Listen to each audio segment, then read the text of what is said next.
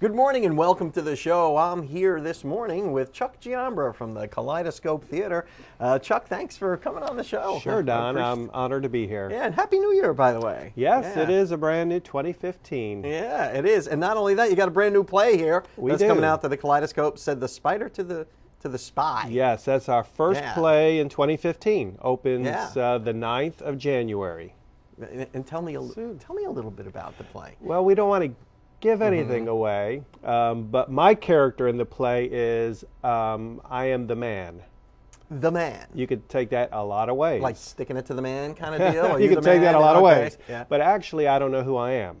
Okay. So I come on into this house, a beach house set in the west coast of Florida.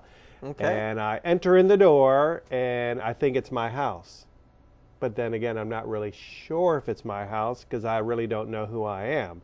So I stumble into the house, and throughout the show, I'm trying to find out who I am as the character, which is why I'm called the man. Well, it sounds like an interesting concept. Yeah, you know? it is. It's fun. It's a fun way. I haven't done a character like this before.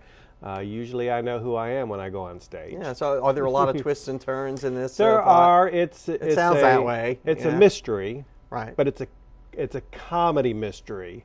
And a lot of the comedy is in the words. So if you listen good, you're going to pick up a lot. Okay. And more in the words than in the action.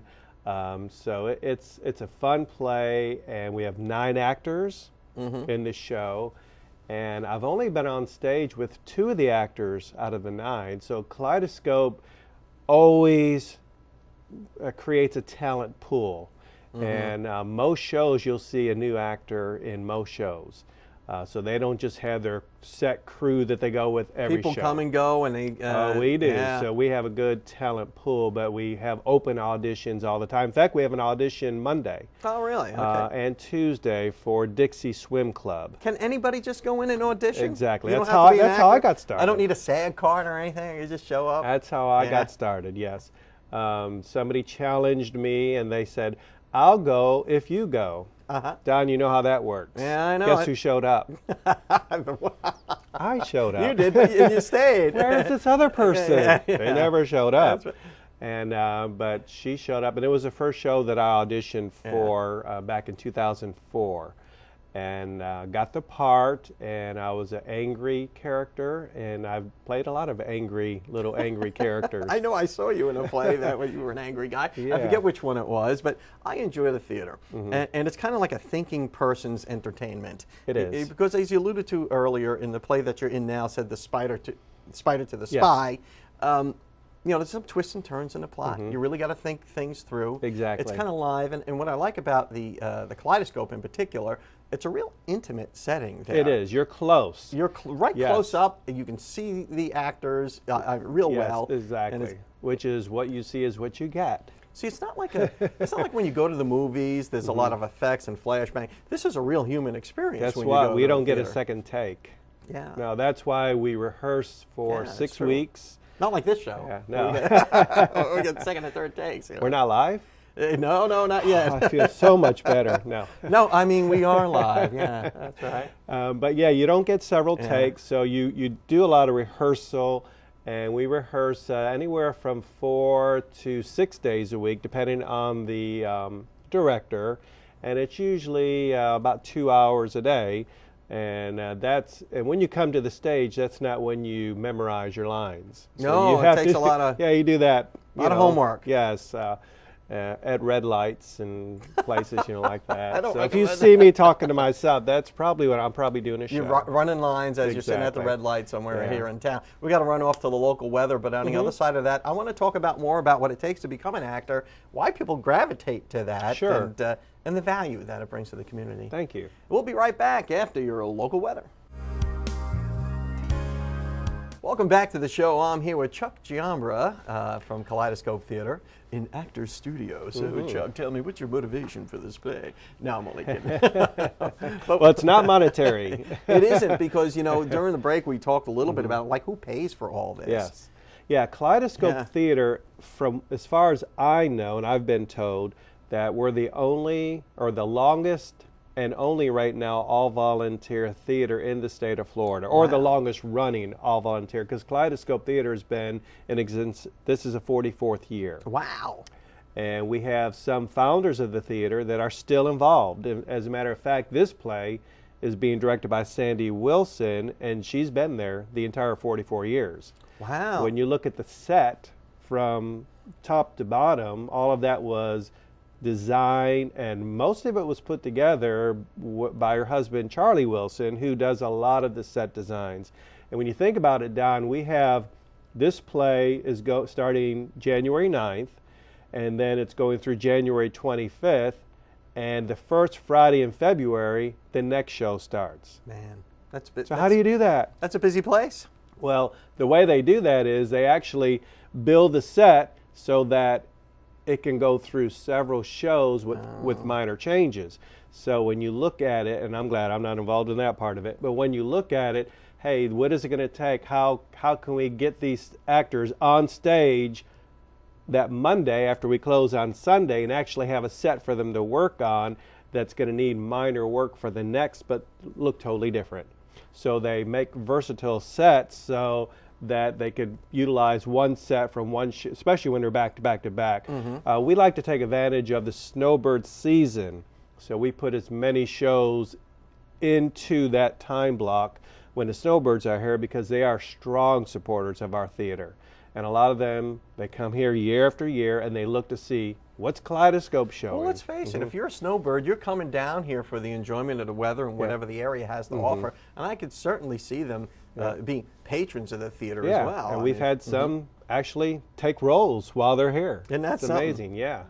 So we've seen that throughout the time. It's such a great addition to the community. You know, the cultural life of Bay County, Panama City, and even the surrounding counties. I'm sure people probably drive from out of town to come see a play from time to time. They do. They do. I mean, yeah, and we have, and everything, we're talking about everything's volunteer at Kaleidoscope. The costumes you see, sometimes are very elaborate. We had a show this year where they were doing period costumes, and they were all handmade. I think I saw that one too. Oh my goodness! Was that the French one? Yeah, Liar. Liar. Yeah, and everything was whatever. Yeah, everything was done in rhyme. The Liar. Yeah, the Liar. That was it. Yeah. Those costumes were handmade. In fact, one of the designers and makers of the costume, she's in the show with me, and this is her first show at Kaleidoscope. And I'm not going to give her age away, but she's older than I am, and she's jumping on the stage 60 plus, first time, and carrying a line load and doing well. So that's great. Yeah, it's an exciting opportunity. So anybody, you know, we have all open auditions, and Monday we're having auditions for Dixie Swim Club, and I believe they're looking for 5 to 6 women that actually work their way up. They start young, and then every year they have a reunion, and every year they have a reunion, so they will gradually age throughout the course of the play. Oh, so you need like several actors for one role? No. One actor that's going to be... That's going to age on stage? Oh, boy. Yeah, so I asked the director, what is it easier to take somebody older and work their way down, or take somebody younger and work their way up, and younger and working your way We got to run off to a break, but on the other side of that, I want to talk more about this audition process and how people screw up their courage to walk through the door and try out. Okay. We'll be right back after these messages. Welcome back to the show. I'm here with Chuck Giambra from the Kaleidoscope Theater. Chuck is an actor, and also you do a lot of other things there at the Kaleidoscope, don't you? I do. Sometimes I help with the set. I help with the publicity. Hence, I'm here today. Yeah, here we are. Yeah. Do you help out with the auditions at all? I don't, because that's the director. Okay. So the only way I help out is you go in this door, or I make people feel comfortable when they come in. What could I expect? Like, say I wanted to be in a play, or somebody watching this wants to be in a play, and they're going to come on Monday. At what time? They start that at 7 or 7:30. I'd get there by 7. We could just call a Kaleidoscope and find out, you know, say 7 o'clock, and we walk through the door, and we're going to do an audition. What could we expect? Well, you fill out a paper, and they keep it simple. It's color-coded, pink and blue. And, and then you fill out if you have any previous experience, which isn't necessary. If you're available for all the shows, which is necessary. Yeah. In fact, we have a fella in this show who was in Norway until last night. Oh, geez. Yes, so he's been gone for like 10 days, and we're opening this week, which is going to be really exciting. So he was probably running lines on the plane ride home, yeah. He better have been. No, Yeah. no he practiced with us, rehearsed with us before he left. So I go in, I fill out a pink or blue form. Yeah, and blue then for boys, pink for girls. Yes, and then you have a section to read, and everybody gets to read. Okay. And some people go there just for the experience of going to an audition. They really don't want to roll yet, but they want to go through the process. Sure, kind of. But we still encourage everybody. And we have a lot of people that are qualified, but not everybody gets a role. I've only gotten half the roles I've ever auditioned for, if that many. Do you ever try out for one role and they wind up casting you in a different role? You know what I do? I don't try out for one role. Oh, you try out for them all? Yes, it doesn't matter. So when they say which role, anything that takes a guy, I'll try out for. So yeah, it doesn't matter. I don't go in. Some people do go in for one role, and then if they don't get it, you know. Who auditions though? Is it mostly guys? Is it girls? Is it old? Is it young? I mean, who we've had anywhere from 8 people to over 100 for the Night of the Living Dead, which I believe you went to that show. Go to that. Yeah, Yes. and that was so a great show too. We had a lot of zombies. You had a lot of zombies. Had a whole army of zombies. In fact, they there, probably would have offered you a zombie role. I would have been. We had a lot of zombie walk-ins. Yes. Like, who are you? I know. I saw a certain radio personality there, Exactly. and a couple other people that had to do a double take. Is that? Yeah. So you know, it's really anybody's welcomed to auditions.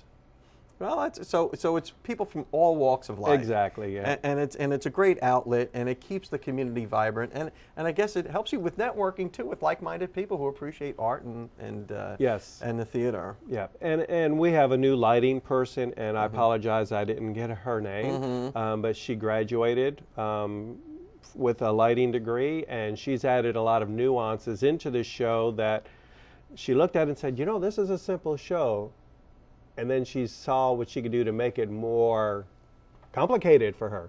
And so she took challenges above and beyond and created moonlights and sunlights and got up in the grid. There's only a couple people that will go up in the grid. Yeah, and that's that whole big deal. That's where you better watch every step. And set her own lights and everything. So we'll see some new and exciting lighting in this play. Chuck Giambra, we're so out of time, it's not funny, but thank you so much for coming on the show, and thanks for everything you do at the Kaleidoscope Theater. If we want to get in touch with you and maybe try out, what's the phone number there? It's 265-3226. That goes to our reservation line, and they can usually get you information. Of course, we have a website, kt-online.org, since we are 501c3. So awesome stuff. You see all the audition dates on there. Thanks again, Chuck, and we'll be out there to go see the Spider. You're welcome. The Spider to I'll the Spy. look for you. All right. And we'll be right back after these messages. Thank you. Welcome back to the show. I'm here with Heather Noyes from Raymond James Financial, and we're going to make some financial resolutions. Is that what you call it? Yep. Yeah. So explain to me, what is a financial resolution? Well, just like you have your other resolutions, perhaps that you made to diet or to exercise more, and really setting some financial resolutions, I think, is a way to get an immediate result versus some of these other things may take a little while and you may give up on them because you're not getting that immediate result. But I think that these things are very healthy for your finances and should be a good way to start the year and get your finances in order. Well, let's make a resolution right now. What's our first resolution? All right, our first resolution is to get your balance sheet in order. So you really want to take an evaluation of what all of your debts are and what all of your assets are. Or if you're already retired, maybe, confirming what your income streams are and maybe what your assets are that you're living off of. And really, this is kind of the basis that everything else progresses from. So it's very important to know that. I mean, have you done that recently or even in the past year where you sat down and said, okay, this is where I stand financially. Yeah, and most people don't do that until it's tax time. And then they kind of figure out where everything is then. In the meantime, you're on autopilot, just paying bills and collecting your wages or whatever. Right. Or But running really your business. getting, that snapshot of your balance sheet and where you stand, because again, it's the basis of all of your financial Well, that's a plans good going beginning forward. of year activity. Now, what would be my second resolution? Well, your second, you want to look at your budget and your spending habits. And I've got a couple of different things to say about the budget and the spending habits, because some people, people are in different degrees of income or assets, and so a lot of people see budget as I can only spend this much on food and I can only spend this much on clothing. Budget is like one diet, being on a financial diet, So no matter where you stand, even if you're on a very fixed income, reviewing that budget from seeing what you spent the previous year, what you're planning on spending this year is very important. And if you're not on necessarily a fixed income, and maybe you can, you can swipe the debit card, without even any consideration, it's still good to look and see where you're spending your money. And then there may be some things like that whaler that I saw you on last week that you're, dream like. That was an awesome boat. I would really love to have that, but my expenditures aren't going to allow. I can't just swipe my debit card for that one. Yeah. But you could, there may be some ways that you could end up with something like that. Maybe you're spending a lot of money on, other things, other things that you don't necessarily need. And if that's something that you want more, then you can reallocate those. And that's a budget money. goal that you can set for the year. Now, I guess there's a whole bunch of these resolutions. What's number 3? All right, number 3 is reviewing the titling of your accounts. I don't know what that means, titling of your accounts. You want to make sure that the titling is whether it's in your single name or whether it's in a joint name, or oftentimes I see with retirees joint names with their children, or maybe a widow situation where they have a joint account with their children. So investment accounts, your bank accounts, your CDs, even the way you own your home. So lots of different things that you want to take into consideration and determine what's best for you. Now, one thing that we see a lot is maybe an individual has an investment account that they've had for years and years, and then they find Mr. or Mrs. Right, they get married, they don't put them on the account, which is, again, a choice. Maybe it's not in the best interest to put them on the account. Or maybe it's just an oversight. Or maybe it's just an oversight. But if something were to happen to one of you, or is the titling where, the spouse is going to get the money. Or if there's another life-changing event, perhaps a divorce or birth of a child and all that stuff, titling of accounts is very important. So we recommend we do that annually. We look at, all of our investments and say, okay, who's in charge of this? Who owns this, really? And it can affect a lot of different things. It can affect Medicaid, like your ability to get Medicaid, later on in life, if you were retired and needing nursing home care, if you had, joint assets or individual assets. The other thing that I see a lot of times is I see a lot of widows, for example, put their children on their accounts with them so that automatically goes to them when they pass. Yeah, is that a good idea? Not usually. It's not usually a good idea. And the reason is that now that asset is half that child's, and if something were, let's say that child were to get sued, well, now that asset is up for grabs. You've opened yourself up to that liability. To that liability, versus there's other ways that you can set up accounts to automatically pass over. Heather Noyes, we're so out of time, it's not funny. We've only got through 3 of these financial resolutions for the new year. Maybe next week we could do a few more. Sounds great. All right, and we'll be right back after these messages. Welcome back to the show on our never-ending talent for local talent. How many times can you say talent in one sentence? I just said it twice. I'm at Elliott Vocal Studios and Talent Agency with Serena Ortega. Serena, welcome to the show. Thank you. Serena, I've heard you sing before, and you are just phenomenal. And you've been taking lessons from Pamela Elliott for a while now, haven't you? Yes, I have, for 2 years now. You're just a phenomenal talent, and you're very young. You're how old? 15 years old. 15 years old with like a 27-year-old voice. It's just amazing to listen to you. Now, what are you going to sing today? I'm going to sing True Colors. True Colors? Why that selection? Who's the original artist on that? The original artist is Cyndi Lauper. It just means a lot to me, and I really love singing it. All right, and I'm a Cyndi Lauper fan, too. So why don't you take it away and sing True Colors for us?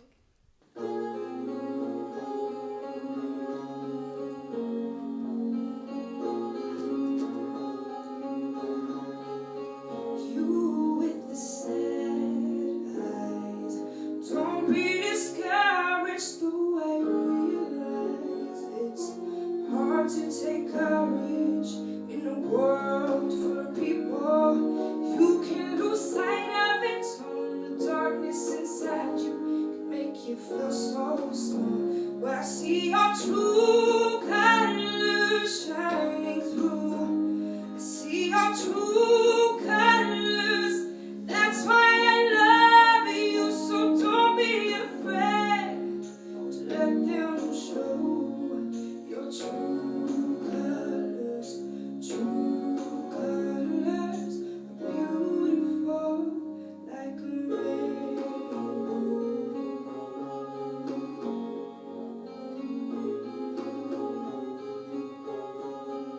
Show me a smile.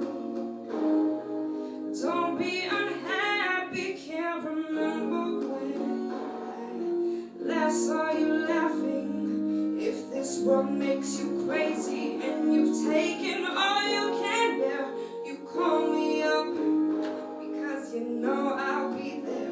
And I see your true colors shining through. I see your true colors.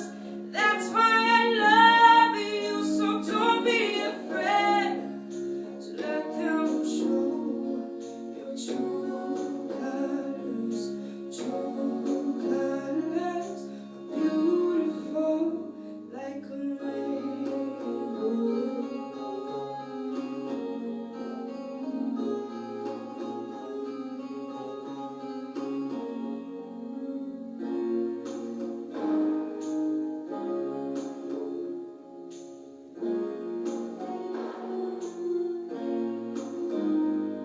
If this world makes you crazy and you've taken all you can bear, you call me up because you know I'll be there.